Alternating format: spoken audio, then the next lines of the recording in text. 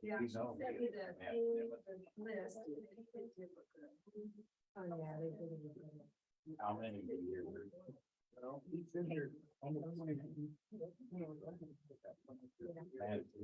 the first year I really didn't find it. I didn't see it. He didn't like his sandals and his white shirt. His brother even last night. Oh, well, no, it's not.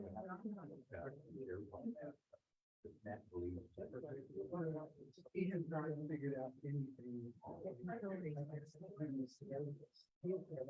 Players finally started to.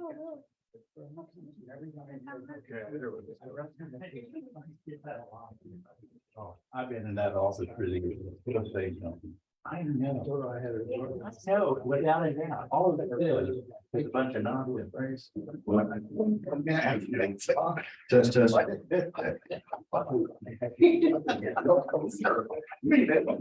on. Okay, now I have a serious. And then I'll answer them. Say something. That's not fake. What then? It's fine. Yeah, but it's the way you said it. They're like an older brother. I don't care, fine. What do you have? But he's saying something like that. Because I don't care what we're the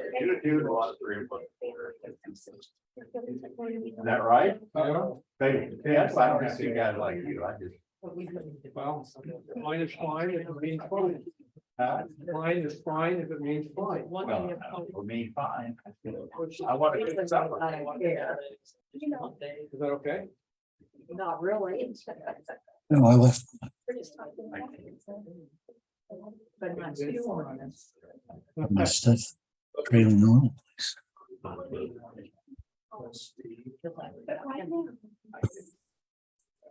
Oh,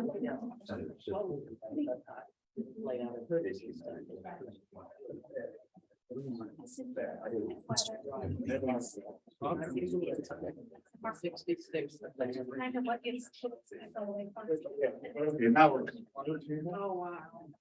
Big brother. Cups we're gonna use. You see this on Monday? That's why I.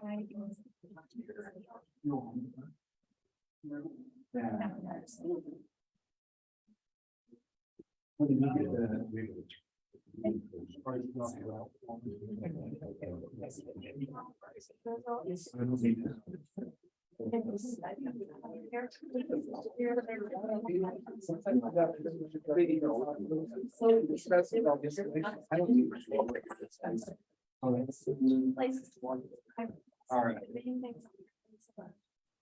All right. All right, good evening, everybody. Good evening. All right. It's good to be with everybody tonight. For week 2, for question number 2 of the reason for God. I've been reflecting a lot this week on Sunday night. Let's turn this so that it can. It's past Sunday night. And we had the joint outreach with the folks across the street, the block party. And anybody know how many people came to that, attended? At least 230. That's where we lost track. There may have been as many as 240 to 250. And so you figure there's approximately 100 people between Fifth Street and us. So that means 130, 140 people came from the community, from the neighborhood. And baby steps, right? A lot of the people who came have no church background. They don't know the first thing about Jesus, except maybe using it as a name of derision. And some people came to me concerned that they had tried to make conversation with some of the folks who had come to eat and visit. and they weren't interested in having a conversation. And my response, and one person got a little bit kind of with me, was, that's okay if they don't want to talk. It's okay. They're here. They came. And it's a first step. So we're planning an ice cream social for August, and there's going to be more details coming with that. And then hopefully this fall, we'll have maybe a chili, come eat chili with us or something along those lines. And we'll just continue to reach out to the neighborhood and pray that people come to know Jesus in wonderful ways. And they come to know the church as a place of love and encouragement, and not a place of judgment and condescension and all that kind of stuff. Okay, let's, God, we do love you. We thank you for this beautiful day together. We're mindful that some people can't be here tonight because they're traveling. It's summertime. And we pray, Lord, for your peace and protection to be with them. We lift up everybody who's gathered down here in the fellowship hall, as well as the elementary school, the children, those in the nursery and those in youth group, and all of the facilitators, the adults that are helping with that. And as well as those who are online watching, Lord, and we just pray your spirit, open our hearts, open our minds, open our wills to yours. And we pray this, God, in Jesus' name. Amen. Okay, very good. Does every person, or at least every couple, have a book? Okay. Well, let's open up to, actually, last week, we discussed, isn't the Bible a myth? Hasn't science disproved Christianity? And, these conversations could go lots of different ways. And we had our conversation. I hope folks were pleased with it. Maybe it didn't go the way you thought it was going to go. We have to trust the Spirit to guide these things. But tonight, we're going to be looking at the question, and this is big in the media today. It's big in culture. I've been asked this many times personally. How can you say there is only one way to God? What about other religions? Anybody ever heard that question? Had that question asked of them? Or maybe you even thought about it yourself. Yeah, the college paper on that question. You failed a college paper? Oh, well, there you go. That's probably tolerance at its finest, right? All right. So the group that Keller uses, and I think that's the right word to use, it's a group. It's mostly the same people each week for the 6 questions. And the group, as they build trust with each other, their conversations get better each time.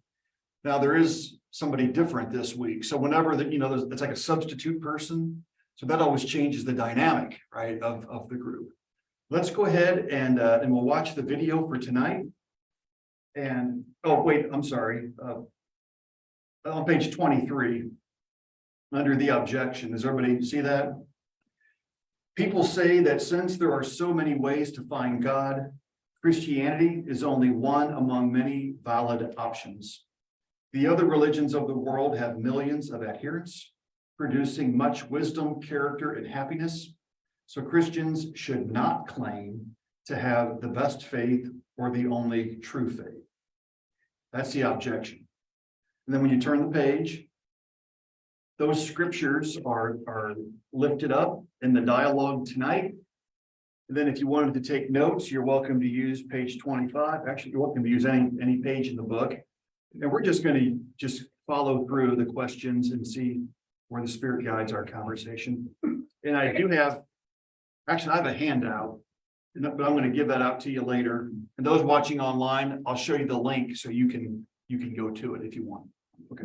So let's go to the video for the week. Share screen.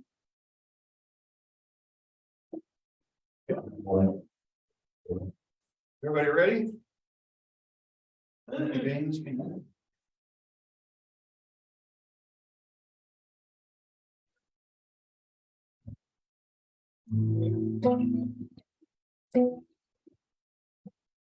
Everyone who considers Christianity brings heartfelt questions and intellectual objections born out of real life experience.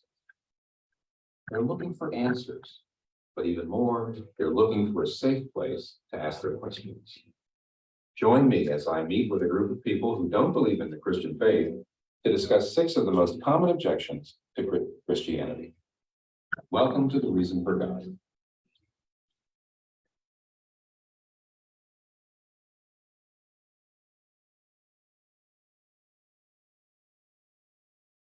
Welcome back. Actually, and welcome to James and Liz. This is our second discussion together on the reason for God. And our topic tonight is, how can you say there is only one way to God? What about all the other religions? Just to set this up briefly, religious pluralism is very plausible in our Western cultures because today we have a world in which mobility and technology makes it possible to have multicultural cities, multicultural societies. And so I think what we're talking about tonight is what I'll call the religious pluralism objection to Christianity. And the religious pluralism objection goes something like this. We now know how many different ways there are to try to find God, so many different faiths. Christianity is just one among many, and therefore you shouldn't try to convert everybody or insist that your way is better than everybody else's. Or alternatively, the objection goes like this: there can't just be one true religion. There just can't be. So, do you feel that way? Take it away. I agree with that, but at the same time, I do feel like different religions are a bit mutually exclusive just by what value, I guess, mostly the claims that they make. So really, when I think about it that way, they just two cannot be right. Perhaps there's different, I don't disagree that there is probably different paths or different ways to get to this point. But I personally just see it as a mutually exclusive thing. And as a deconstructionist of history, I understand why a religion would want to say it's the only way to God as well. So it makes sense for me that certain religions are more pervasive in terms of people following it than others. And I think there's a correlation between within their policy, I guess, that they are the only one and there are no others. So I think it's highly unlikely that there is a single path to God. I think it's highly unlikely that Christianity is alone. I also think it's probably incompatible with other teachings of Christianity. More recently, I lived most of my adult life in Asia and in countries which were not Christian nations. So you're confronted on a daily basis with this issue. And I do notice that religions in general have a side which is definitely doctrine, dogma, and the stories that make them up. And those are conflicting, and they are very important because they enable religion to be taught from one generation to the next. But the other side, everything, the charismatic side of prayer and worship, the religious experience, and the experience, behavior, and practice are very similar between them. And it makes you think, maybe, why do we say that there is only one path to God? maybe this is a bit radical, but I think folks who really in earnest pursue God or, I think the experience they're having is the same, but we're in this battle to own the symbols of what that means. The words, is it God? Is it Allah? Is it Christian? Is it? And I feel like that's where the tension starts getting created. And it's a sort of semantical issue for me, in my opinion.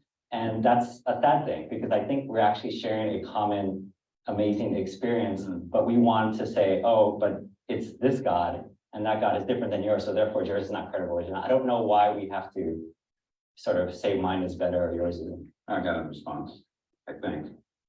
In fact, C.S. Lewis wrote a book called The Abolition of Man, and he has an appendix in which he takes all the different religions on. He essentially takes the Ten Commandments and shows that there's different religions say roughly the same things about how to live. Where they really differ, Christianity, I know, differs from the others, and Buddhism and Islam and Hinduism, is they differ on how you're saved. That means, what is the process by which you can know that your relationship with God is the way it should be? Because with Buddhism, it is very mystical. With Christianity, it's not what you do, but it's admitting you're a sinner Christian experience always comes from saying sin means self-centeredness. And my self-centeredness cuts me off from God. And so the Christian experience actually means I feel cut off from God and I need something to bridge the gap. In other religions, that's not the way the experience goes at all. So I'd actually say that it's the way of salvation that differs and the ethics is the same, in which case we do have something to debate. Because we have to say, is the Christian pathway to salvation the right one or not? When I hear someone say there's only one way to God, it makes me feel sorry for them because they don't have an open mind. And I think when you don't have an open mind, you miss out on maybe what could be something really informational and good for you to learn about. Isn't it a little bit unfair of God to reveal himself to some and not to others? I think that's one of my Yeah. biggest issues. Okay. Because if you're saying that there's only one path, then I don't know, my sense of fairness, it should be open to everyone. But Right. clearly it isn't, Because a lot of so, people have never even right, had a decent chance to hear it. and are never going to. Right. And so. I don't know, I guess my point is, how do you reconcile that? Where is the justice in that and how am I supposed to comprehend it? The fact that the Bible gives us what we need to live our lives, it does tell us everything we might want to know. I mean, there's a place in Deuteronomy, believe it or not, in the Old Testament, where it says, what God has revealed, he's revealed so that you can live as you should, but he doesn't tell you everything. It's a verse that says, the secret things God has kept to himself, but what he's revealed so you can live. As a Christian, I know that I offer Jesus as the way. And the reason is, every other religion essentially says, here's how you find God. It's through mystical experience or through various sorts of things that you do. And Christianity says salvation's a gift. It's a free gift. It's not something you earn or you deserve. It comes because Jesus has secured it in what he's done. As a Christian, I go out and I offer that. And then you say, what about the people who never really have a decent chance to hear that? And the answer is, I'm not told about them. I mean, I've heard all sorts of theories of how God could still offer Jesus as the way and still be fair. Let me give you one, and I don't believe it. So let me just give it to you for a second. The theory is God would not have somebody born on a mountain in Tibet in the 13th century who would have responded to a Christian offer if they were born in Indianapolis in the 20th century. So what God is doing is he's working everything out so that anybody who would respond gets a chance, and anybody who wouldn't anyway doesn't get the chance. And I've never actually felt that it's that simple, because my belief is that God is just beyond me, and therefore I only give that example if people under duress, like now, just to say, look, maybe that's, even though I don't think that it can be as simple as that, that shows me that there might be a way for Jesus to be offered as the only way. And at the same time, there be some method by which God is still being just and merciful. I just don't know what it is. For me, the idea that there's only one way to God is confusing. I can see both sides of the argument. Specifically, pluralism sounds like a good thing in that it promotes peace and promotes tolerance.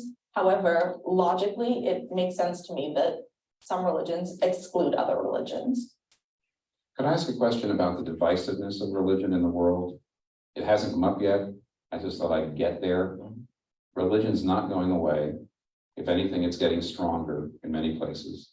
And yet religion's the cause of a tremendous amount of conflict, war, divisiveness. It would be interesting as a group to work on, what do we do about that?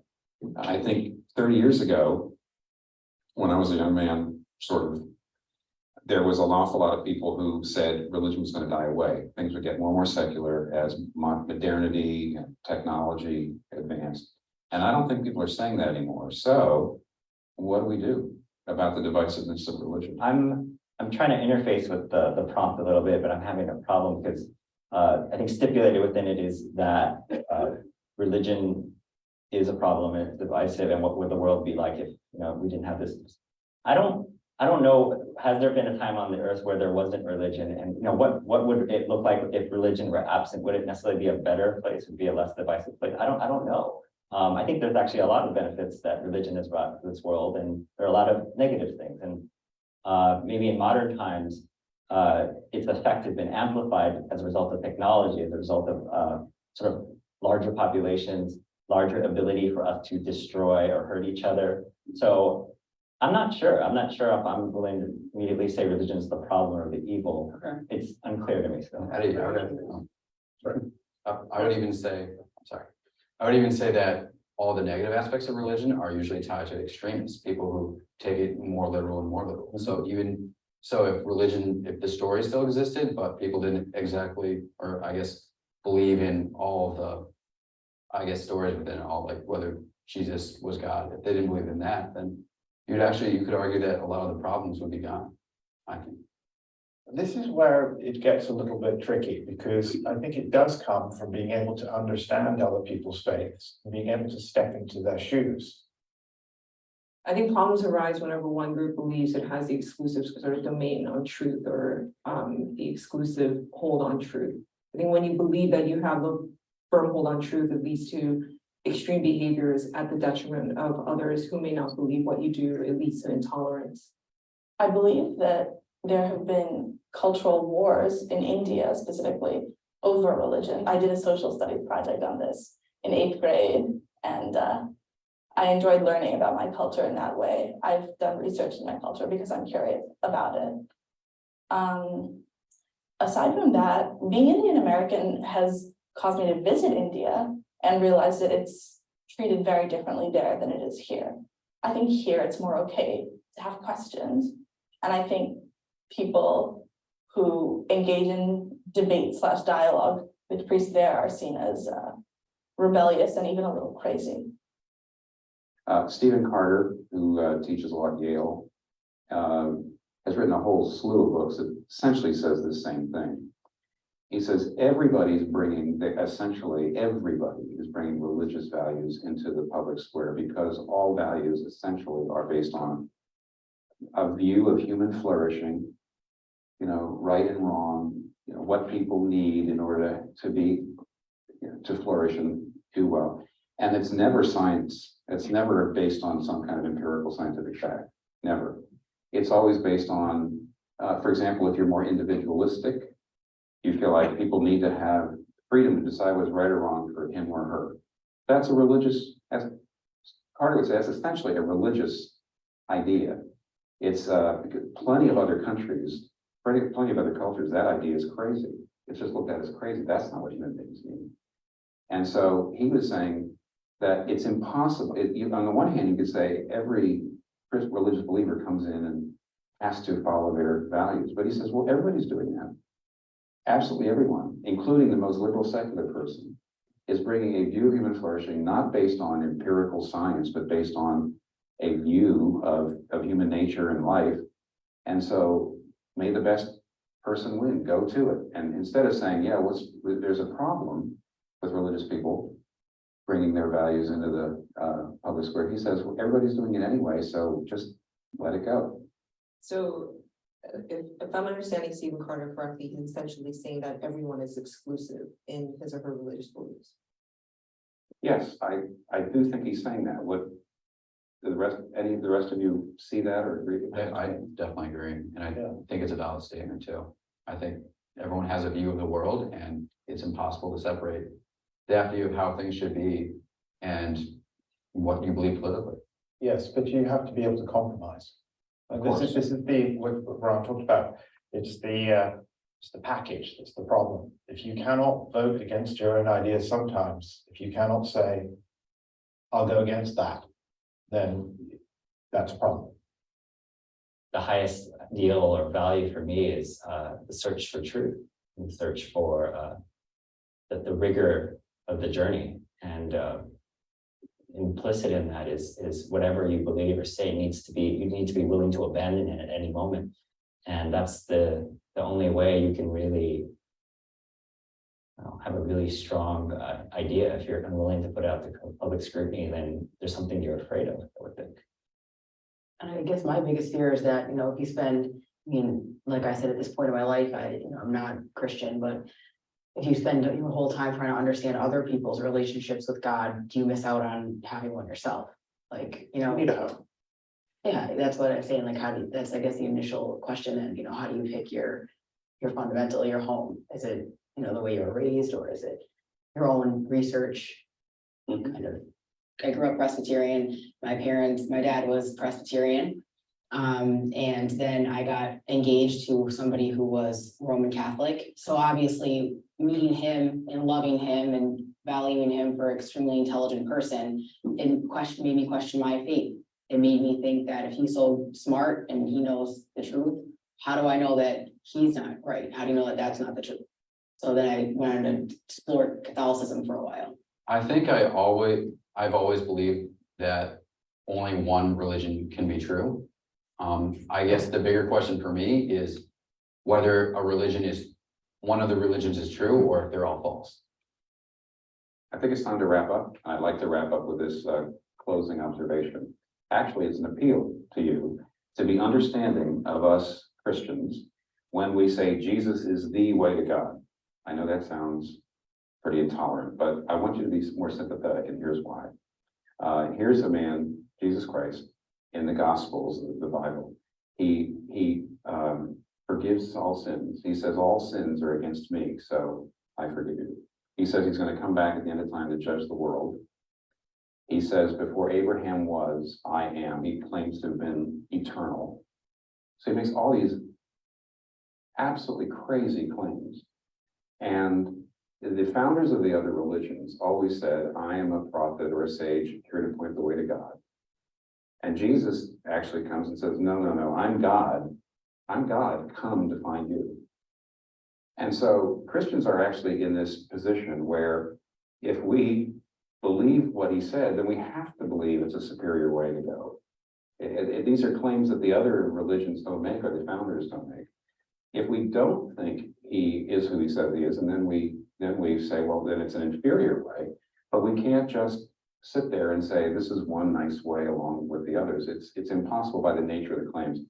And I'm not kidding when I say, please be sympathetic, because we live in a pluralistic society where the idea that Jesus is the way looks very intolerant.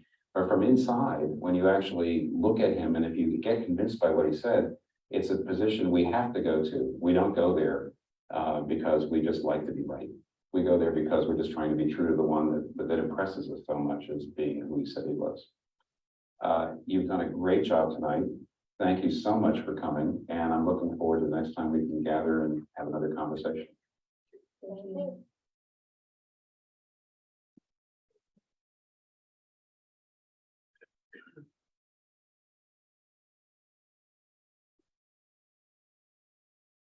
These lectures or these talks, he's with these people for substantially more than 20 minutes. I think they're together for an hour or an hour and a half.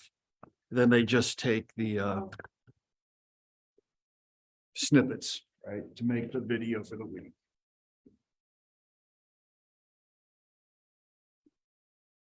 Okay.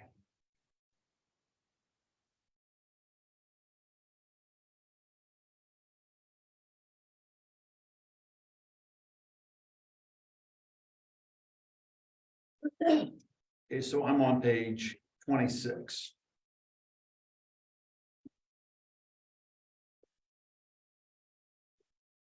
Has anybody heard of Leslie Newbegin by chance?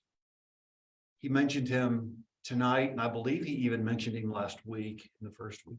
Leslie Newbegin, he mentioned specifically the Gospel in a Pluralist Society. We read that my first year in seminary, and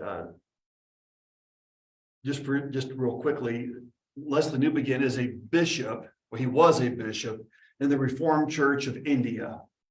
He's actually British. He's either English or Scottish. I can't remember. And he left England in like the 1950s when it was a predominantly Christian nation. And he went to India, which was really growing into Christianity in some of the states.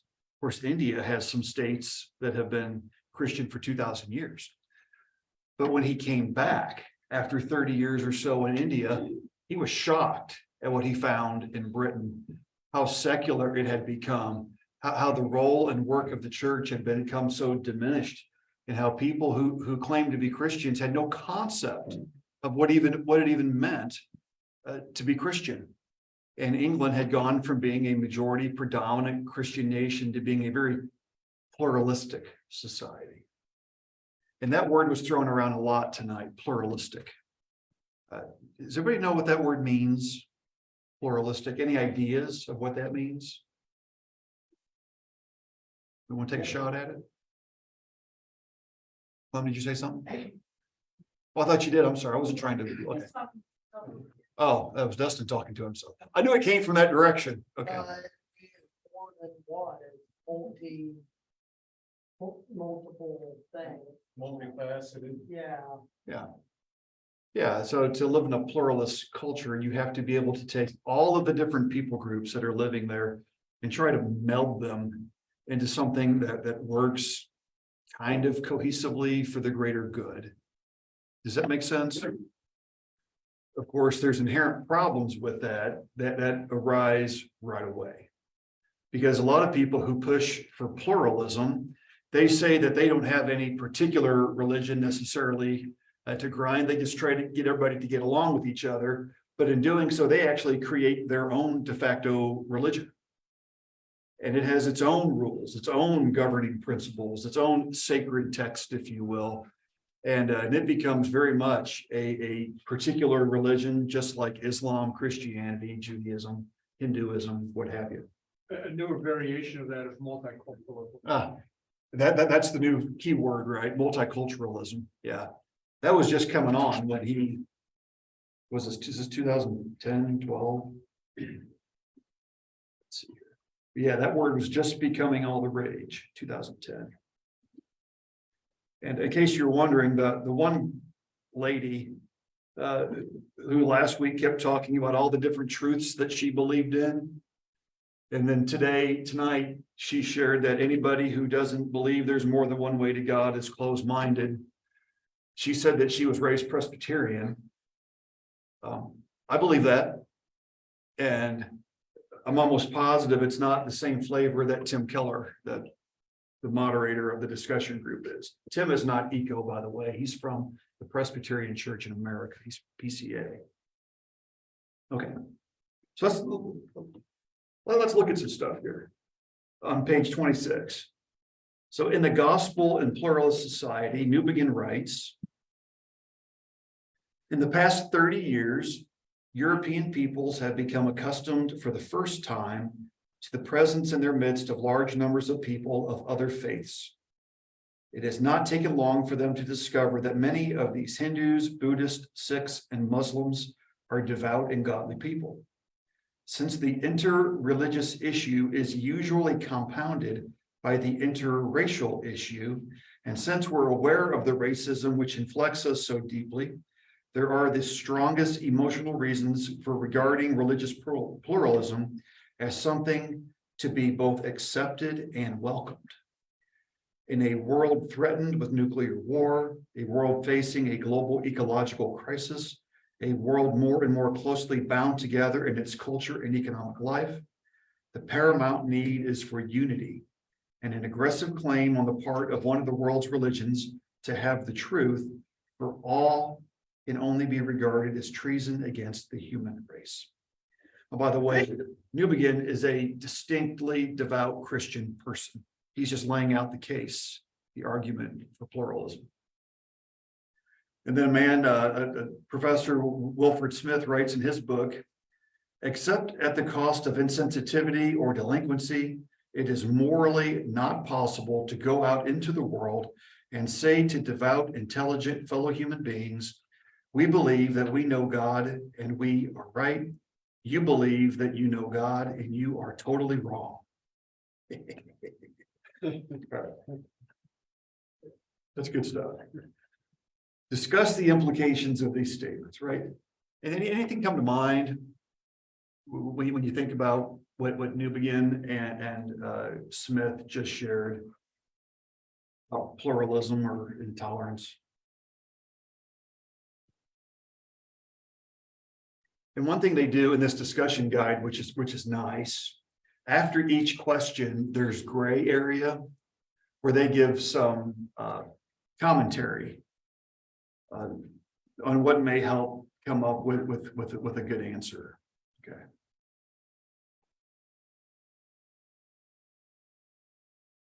In fact, why don't we do this?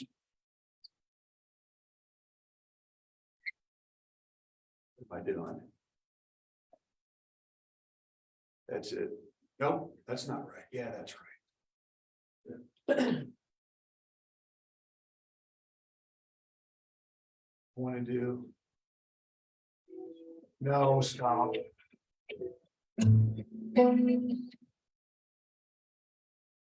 Close that. Go to that. Go to this.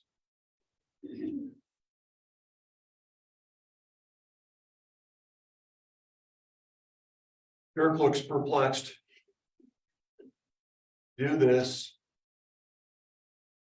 Go to that. Okay, there we go. Who has heard of the group Stand to Reason? Stand to Reason is a Christian apologetics group that was founded by Greg Koukl in the early 90s.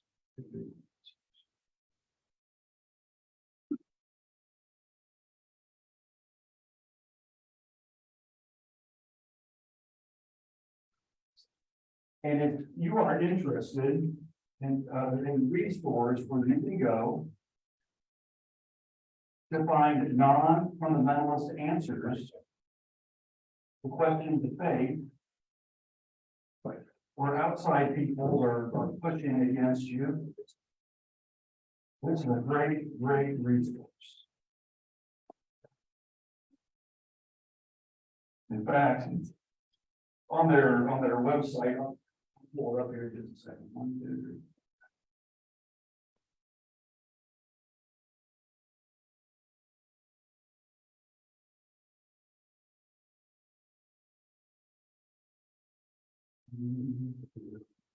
3.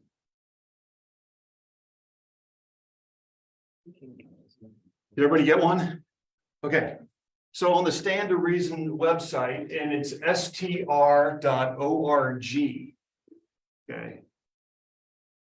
I just wanted to show you a little bit about this. You to about STR, their mission and values.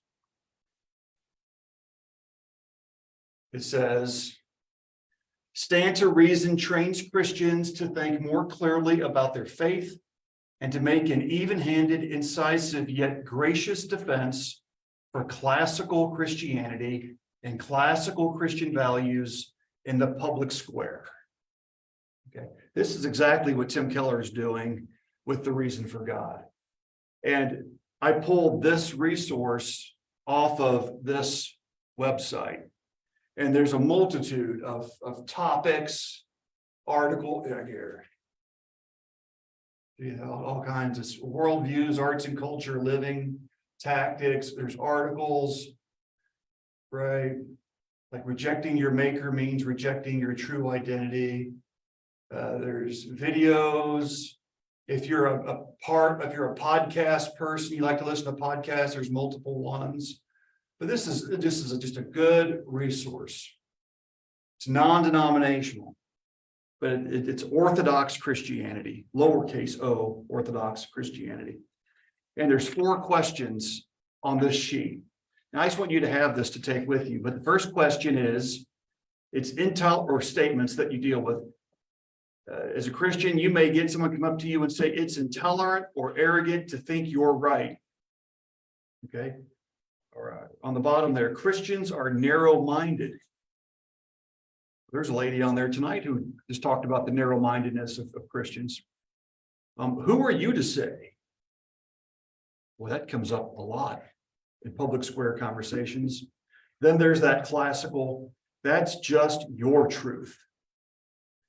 And the youth group right now is actually looking at the difference between subjective and objective truth.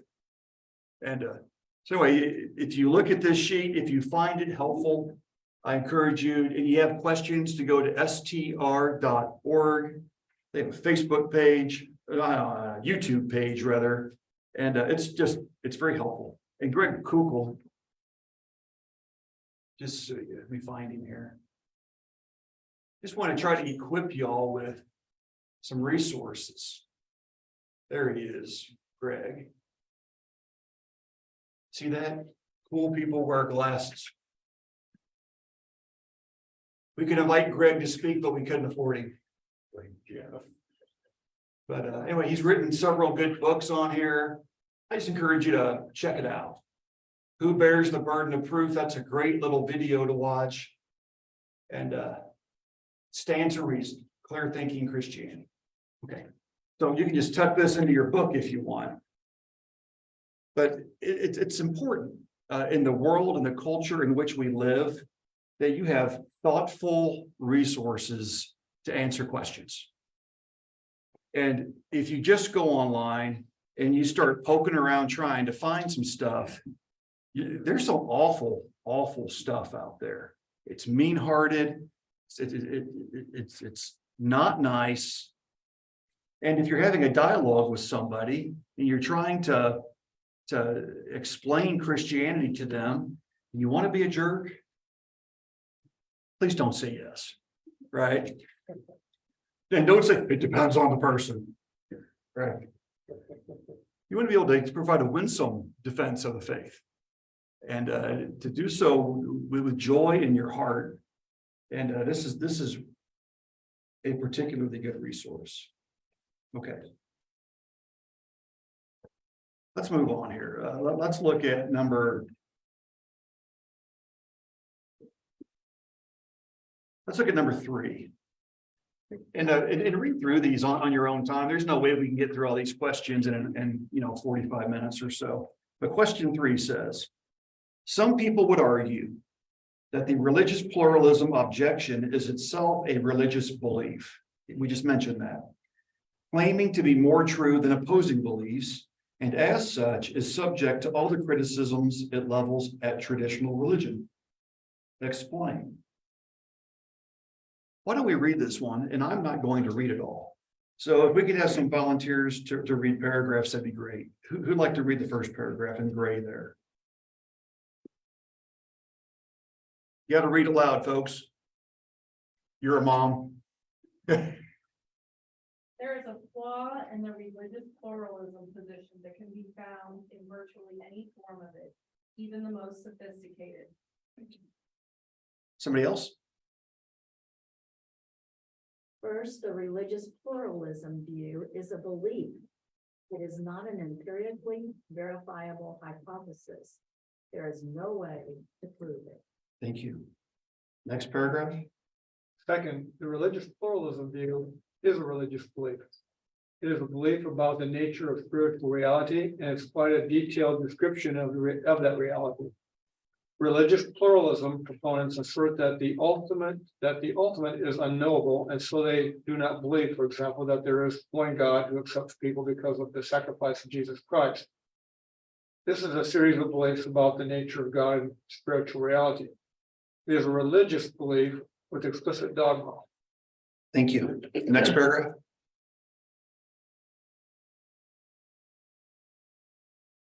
I'll read. Third, religious pluralism proponents want to persuade those opposing them.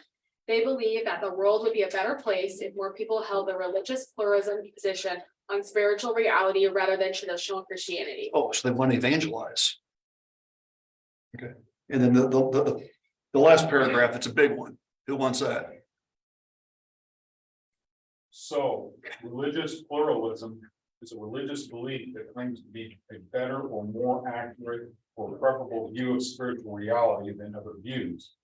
Of course, the religious pluralism proponent may object. I'm not saying anything specific about God. I'm only saying that we can't know for sure what he is or what he's like. But the Christian view of God is that God has revealed who he is so that people can know him. To say we can't know God for sure is to assert that God has not revealed himself in this way. Religious pluralism objectors may deny that they are simply substituting one religious belief for others, but that is the case. Their position is unusually inconsistent.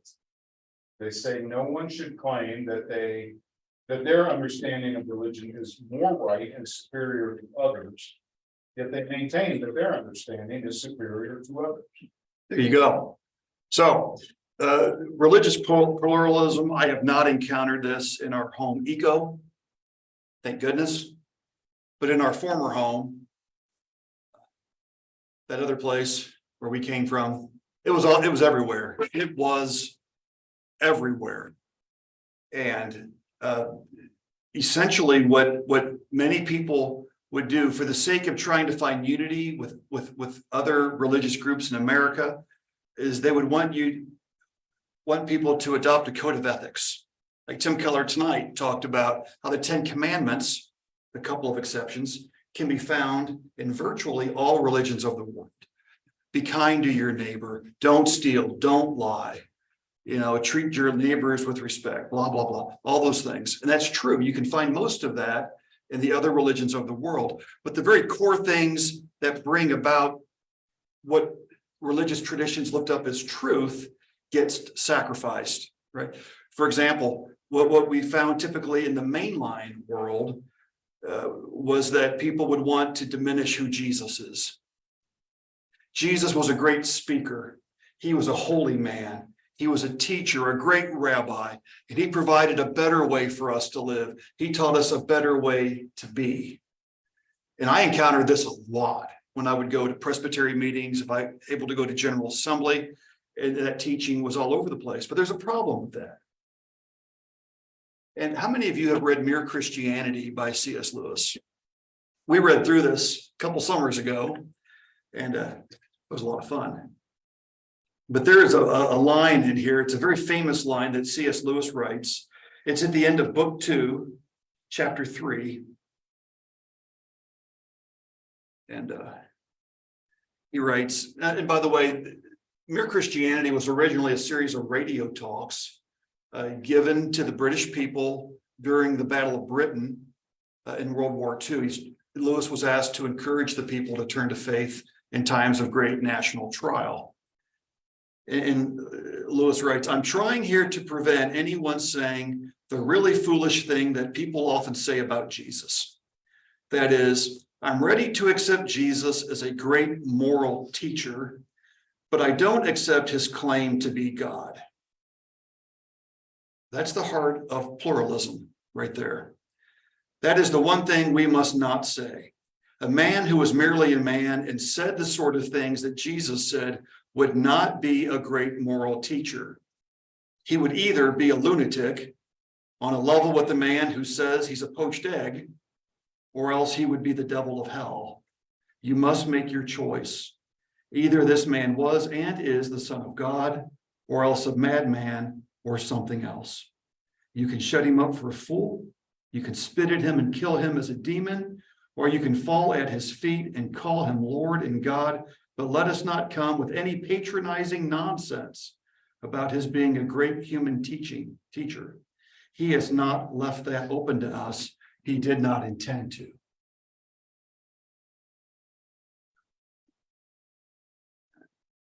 Does everybody track with what Lewis is saying there? You can't say that Jesus was just a great moral teacher because he doesn't give us that option. He says he's something more than that.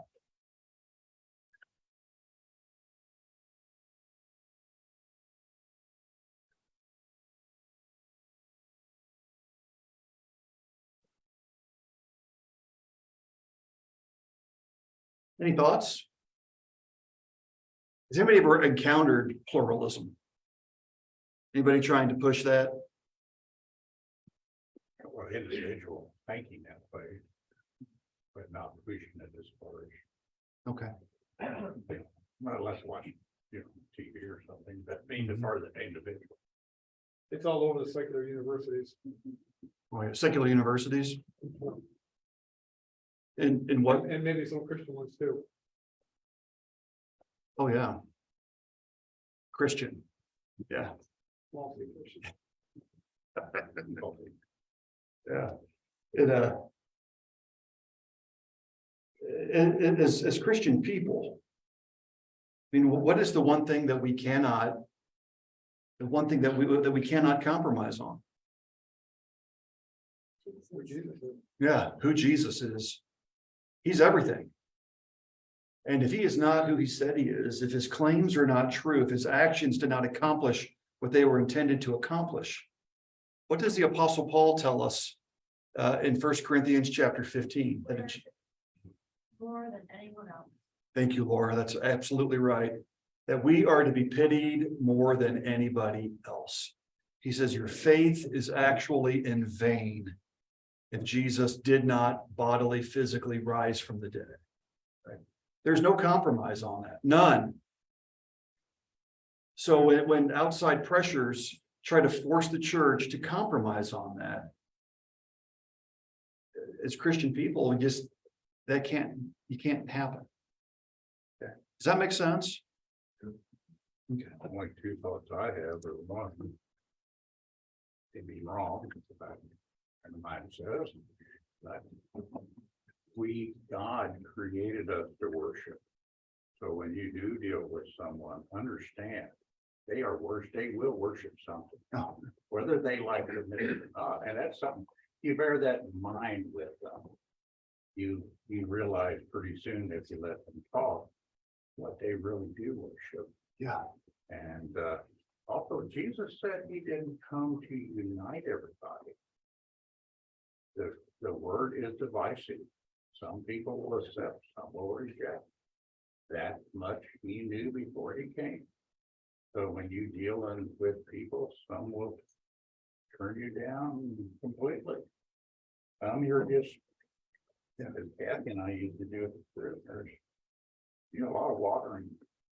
Yeah. Sometimes you do some planning, you get to, but it's just the way it is. Some of you probably couldn't hear what Steve was saying. The heart of what he was suggesting, tell me if I'm wrong, was that everybody worships something. Whether they realize it or not, whether they're honest about it or not. Even the most, Keller said, even the most liberal secular person worships something. I think we were created to. Absolutely, because we're made in the image of God. We are created to worship. And that brings us actually to question 6.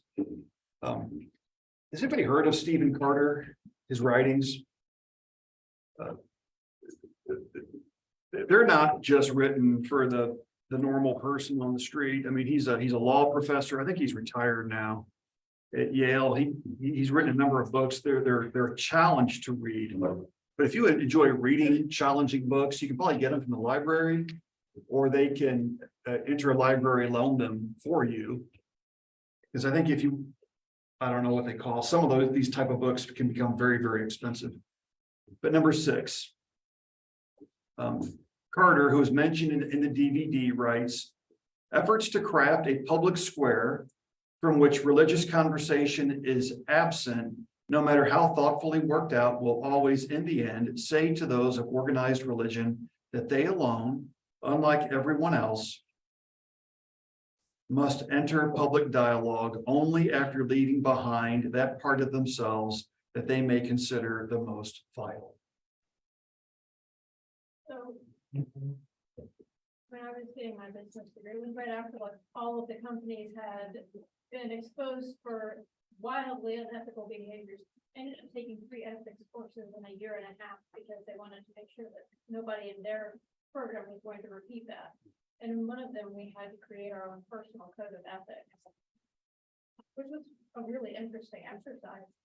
But it's impossible to separate if you have religious upbringing, if you have various views, you can't separate that from your personal code of ethics. Where are your lines? What will you cross? Why won't you cross them? You cannot separate that. I mean, it's a part of your thought processes. And when you go through practice of determining what those boundaries and lines are, you realize just how deep those things go. Yes. This was not said in the video, but it's been widely observed, and even secular humanist people, honest ones, will agree with this statement. And it is that when it comes to the public square, does everybody know what the public square is? What that means, that term, public square? That's where we go as a people, regardless if your politics is on the left or the right or somewhere in the middle or wherever it is. That's where we go to live as a people. Right? It's our public square. It's where our public discourse takes place.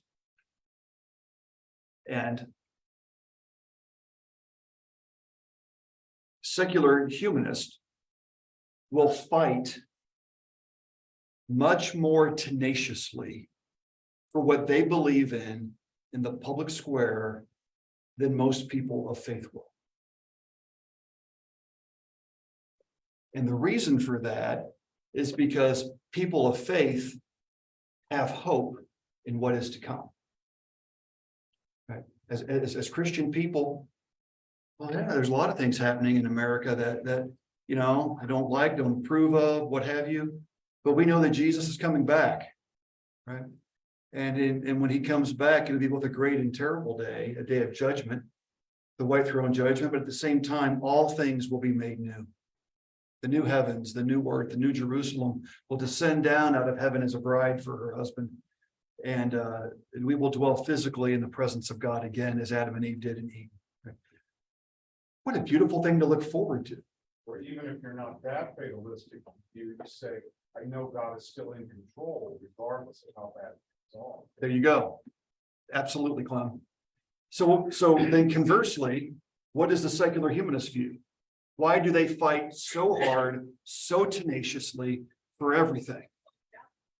That's You're it. not past go, you're done. Yeah, This is my religion and it's mine. that's right. The life I live is my religion, and when I die, I go to the dust, and that's it. There is nothing else. But yet the interesting thing that Carter tries to lift up, and I don't even know that I used to know a bunch about him. Do y'all ever find that you forget things as the years go by? No.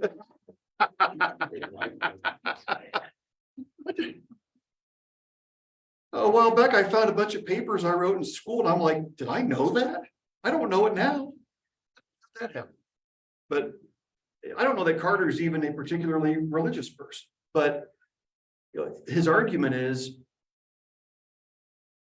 or his response to the argument of secular humanism is they say, if you want to come to the public square, Christians or Muslims or Hindus or Buddhists, that's fine. You're welcome to come to the public square. But because of the Second Amendment, not the Second Amendment, good grief, that's the guns. That's a whole nother subject. Just stay on that Bible. Yeah. I'll take care of it. But because of the separation, that argument of church and state that is inferred, you can't bring any religion to this conversation. You have to leave it behind, and then we can have a conversation. But what Carter points out is secular humanism is a religion. It is a religion. It has sacred text. It has core beliefs. It has disciples. It desires to evangelize. If you quit using the word religion, just use belief system, then you can actually have that dialogue. Yeah. All right.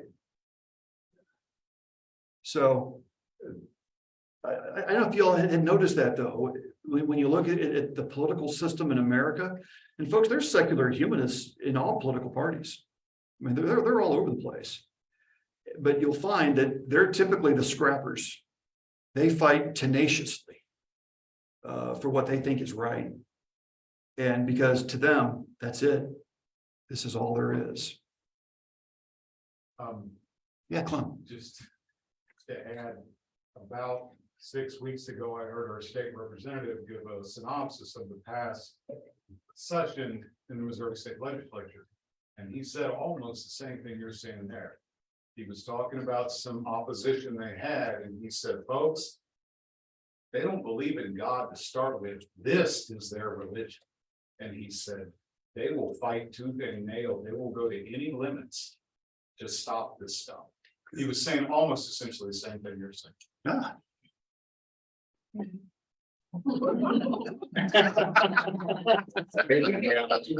Take him down a clock, I get him home. Take him down. But but these are the things you need to bear in mind. Keller demonstrates on this reason for God. He's in a round table, and those people sitting around the circle with him, they are not Christians. But I do know from other articles I've read, they're from different political persuasions. Right? They're not all Democrats, they're not socialist or communist or Republicans, they're from a variety of backgrounds, and he did that on purpose.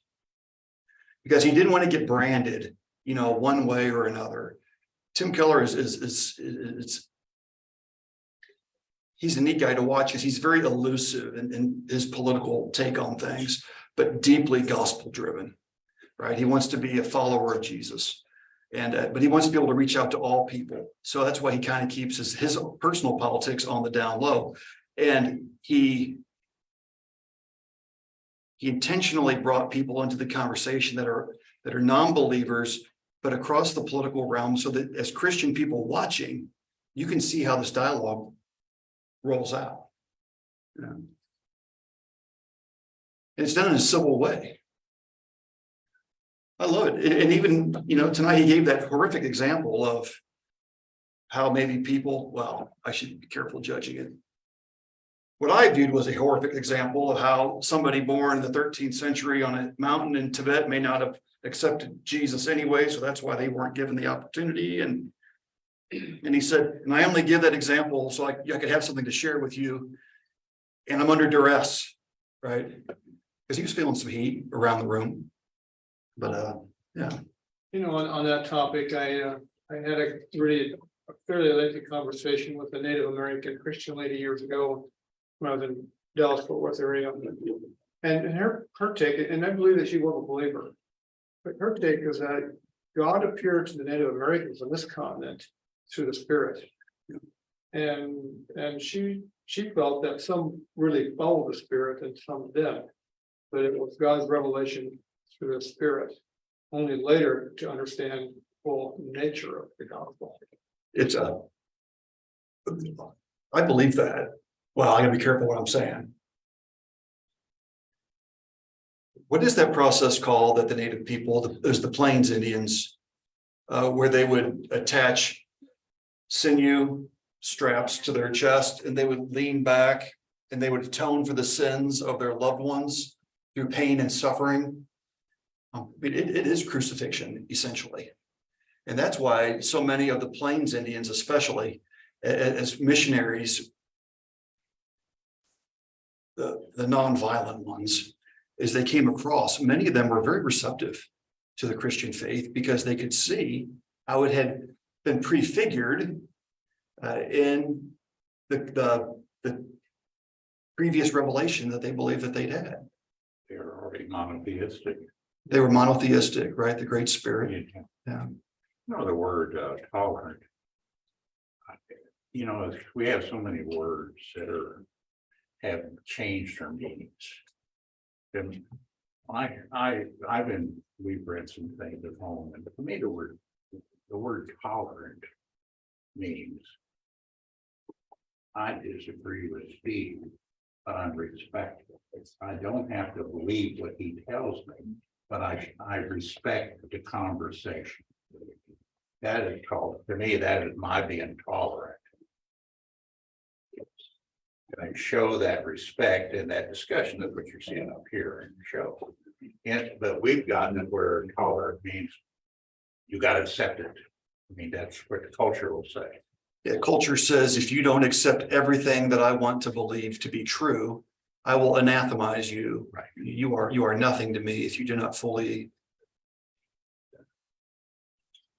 Steve, you taught a class on something along those lines, didn't you? I taught a course on it's human diversity, but a big part of it was talking about multiculturalism. Yeah. Last spring, which is for the twin sister pluralism. Mhm.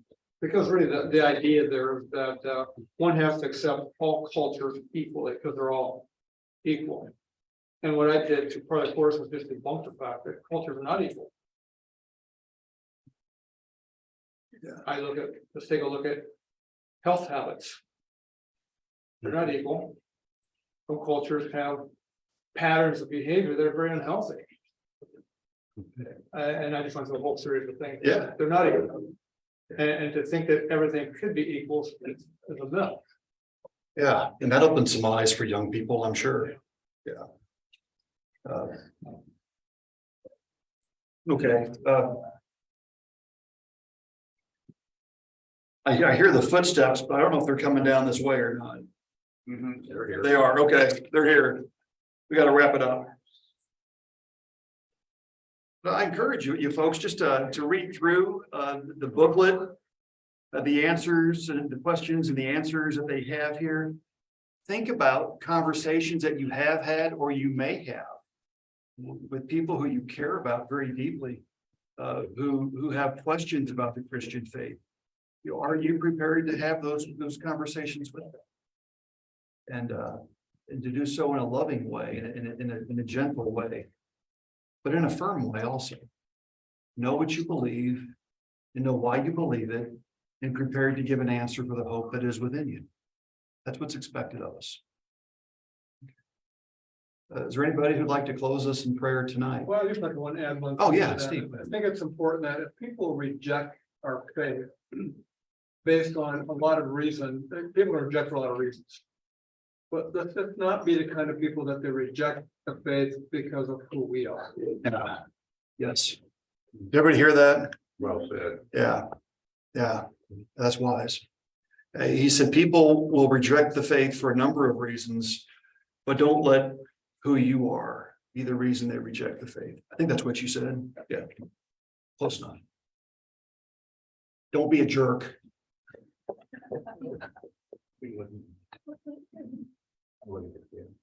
Is there a motion to adjourn this evening? We are not meeting next week, as a reminder. But then the following week, we'll come back and we're in session 3, which is what gives you the right to tell me how to live my life? Why are there so many rules? Who'd like to send us home in prayer? I can. Thank you. Heavenly Father, we thank you tonight for the opportunity to gather as your people, to look into your word and to have the discussions about how to defend our faith, but not only to defend our faith, Father, but to just understand it in ways that we can deal with the teachings, the values, the things that come against us as believers, but also, Father, help us to understand our faith in ways that we can communicate it effectively to a lost world and to lost neighbors and family members. Thank you for your love for us and that you've given us this body to be a part of. In Jesus' name we pray. Amen. Thank you.